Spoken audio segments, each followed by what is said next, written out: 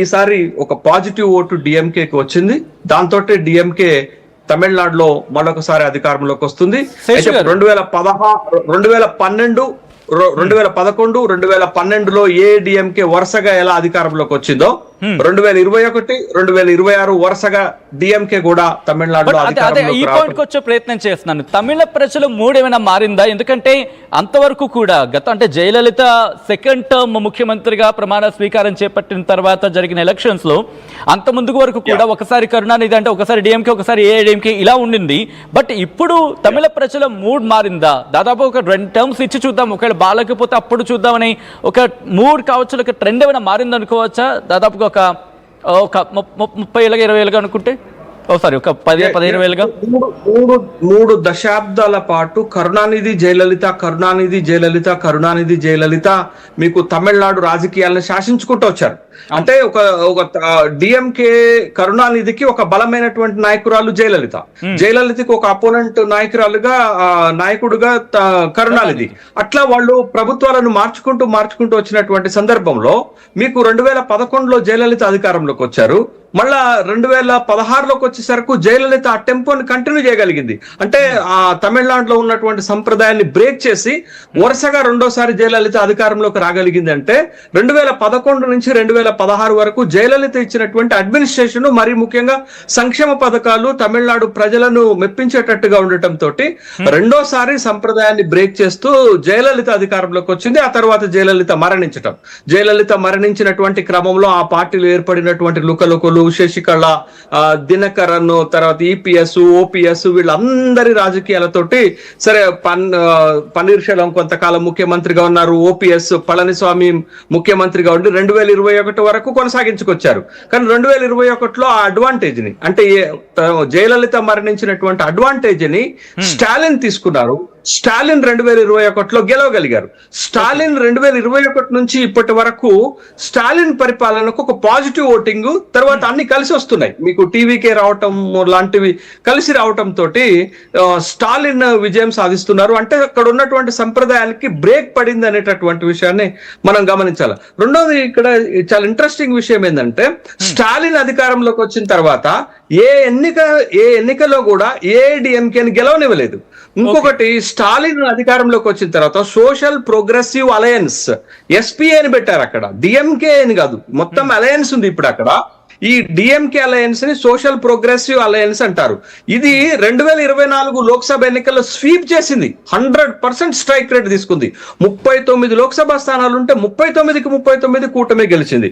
తర్వాత వచ్చినటువంటి local body elections లోనూ స్టాలిన్ కు సంబంధించినటువంటి కూటమి విజయం సాధించింది.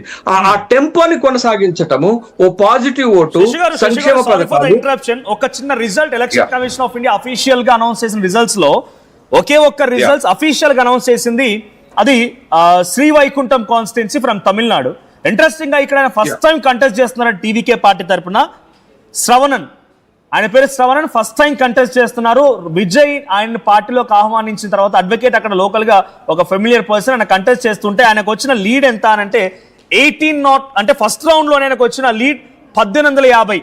ఫస్ట్ న్యూ ఫేస్, ఆయనతో కంటెస్ట్ చేసినటువంటి పోటీలో ఉన్నటువంటి అన్నా డిఎంకేకి సంబంధించి అక్కడ షణ్ముగనాథన్ అని చెప్పి ఆయన 2 times ఎమ్మెల్యే. అక్కడ ఆయన లీడ్, ఆయన సెకండ్ ప్లేస్ లో ఉన్నారు.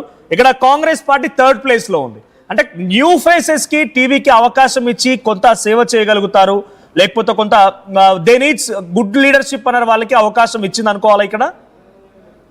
ఈ టీవీకే ఈసారి అక్కడ వేసినటువంటి ఎత్తుగడ ఏంటి అంటే ఒక యూత్, తర్వాత కొత్త ఫేసెస్, న్యూ లీడర్షిప్ ని డెవలప్ చేసుకునేటటువంటి కార్యక్రమం చేసింది. కానీ టీవీకేకి వచ్చిన రెస్పాన్స్ ఏ పార్టీకి రాలేదు. మీరు చూడండి, క్రౌడ్ పుల్లర్ గా మీరు ఎక్కడ కరూరు సంఘటన ఎలా జరిగింది మనం చూసాం కదా. కరూరు సంఘటనలో ఎంతమంది చనిపోయారో చూసిన తర్వాత మీకు ఎక్కడికి పోయినా కానీ విజయ్కి ఒక క్రౌడ్ పుల్లింగ్ గా పెద్ద ఎత్తున మాస్ పీపుల్ తన వెంట ర్యాలీ అయినటువంటి సందర్భం ఉన్నది. కాబట్టి టీవీకే అంత బలంగా నిలబడగలిగింది. అయితే మనకు ఉన్నటువంటి డౌట్ ఇవాళ ఎన్నికల్లో స్పష్టమవుతుంది. ఆ డౌట్ ఏంటి అంటే టీవీకేకి ఓటింగ్ ఉన్నప్పటికీ, టీవీకేకి అనుకూలమైన వాతావరణం ఉన్నప్పటికీ కూడా క్షేత్రస్థాయిలో బూత్ లెవెల్లో ఓటింగ్ చేయించుకునేటటువంటి యంత్రాంగం ఆ పార్టీకి లేకపోవటం అనేది మైనస్ గా కనపడింది. దాంతో గెలవాల్సిన కొన్ని చోట్ల కూడా ఓడిపోతుంది అయిపోతుంది అనేటటువంటి ఒక అభిప్రాయం ఉంది. కానీ టీవీకే నుండి బలంగా నిలబడి ఒక మంచి ఫేస్ ఉన్నటువంటి దగ్గర మీరు చెప్తున్నటువంటి శ్రీ వైకుంఠం దగ్గర కానీ లీడ్ తీసుకుంటా అంటే ఫస్ట్ ట్రెండ్ లో లీడ్స్ మాత్రమే కనపడుతున్నాయి కాబట్టి, బట్ దీన్ని మనం ప్రామాణికంగా తీసుకోలేము. మొత్తానికైతే మంచి ఓట్ బ్యాంకు ఒక రీజనబుల్ ఒక నెంబర్ తోటి టీవీకే నిలబడుతుంది అనేటటువంటి విషయం ఇప్పుడు పోస్టల్ బ్యాలెట్ లోని స్పష్టమైంది. కానీ ఒక బలమైనటువంటి యంత్రాంగము బూత్ లెవెల్లో గనక ఉండి ఉంటే టీవీకే కూడా ఒక బలమైనటువంటి పార్టీగా నిలబడేదే.